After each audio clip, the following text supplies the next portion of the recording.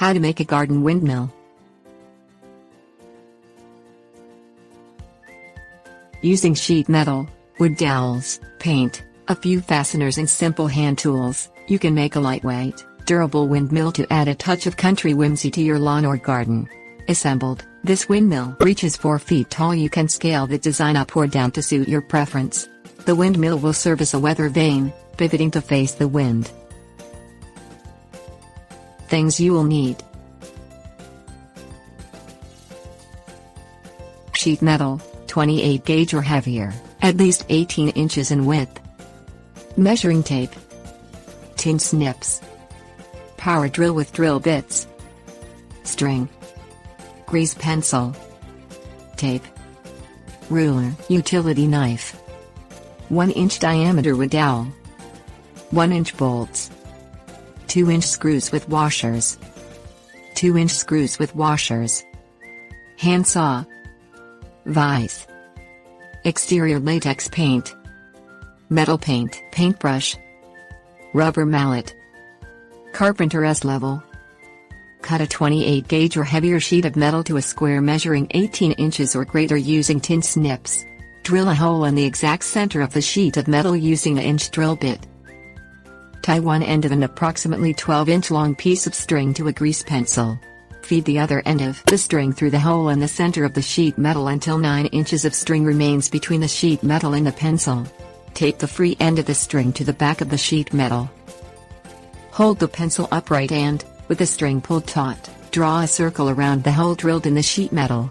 This will give you an 18-inch wide circle. Remove the tape and string. Cut out the circle using tin snips. Draw a line through the center of the metal circle that bisects the circle in half, using a grease pencil and a ruler. Draw another line to divide the circle into quarters. Draw 2 more lines through the center of the metal circle to divide each quarter in half. Cut along each line using tin snips, stopping the cut 2 inches from the center of the circle. You should end up with a circle with 8 equally sized fan-shaped blades, each measuring roughly 6 inches long. Draw a 5-inch wide octagon in the center of the metal circle with the grease pencil by connecting the inner ends of each blade's cut lines with the cut lines next to them. Score the metal along the octagon's lines using a utility knife. Flip over the metal circle. Measure and mark a point along the left edge of each fan blade that is 5 inches from the outer edge of the blade. From this point, draw a line angling back toward the right interior corner of each blade. Score the metal along the angled lines using a utility knife.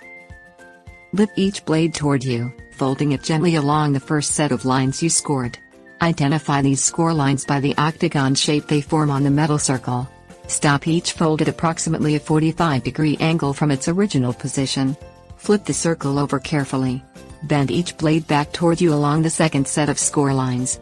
Identify these score lines by the angled line they make across each blade.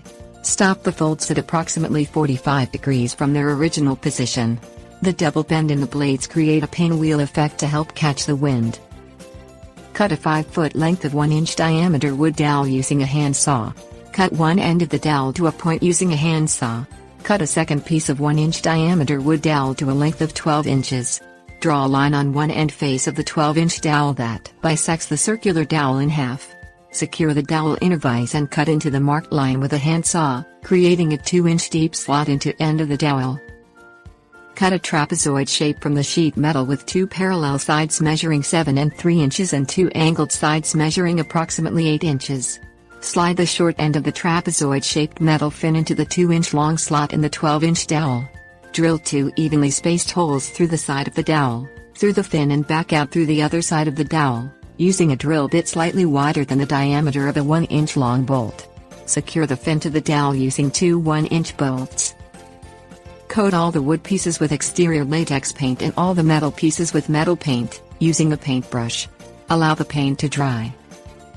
Grasp the 12-inch dowel with the fin attached. Locate the end face of the dowel with nothing attached to it, and mark a point on the center of the end face. Drill a pilot hole into the mark, using a drill bit slightly narrower than the diameter of a 2-inch screw. Thread a washer onto a 2-inch screw, then thread the metal circle with the blades onto the screw, and then thread a second washer onto the screw.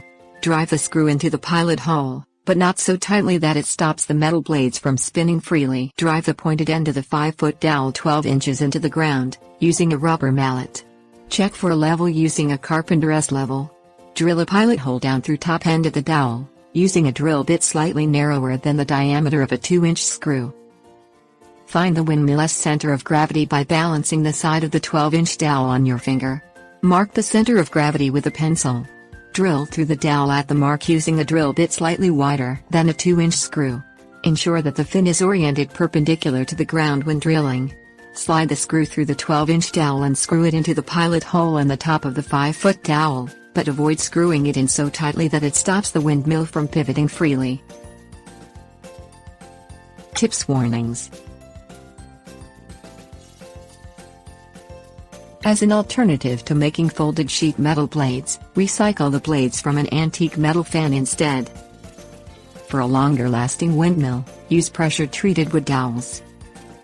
To prevent getting cut on sharp metal edges, round the edges of the blades with a metal file.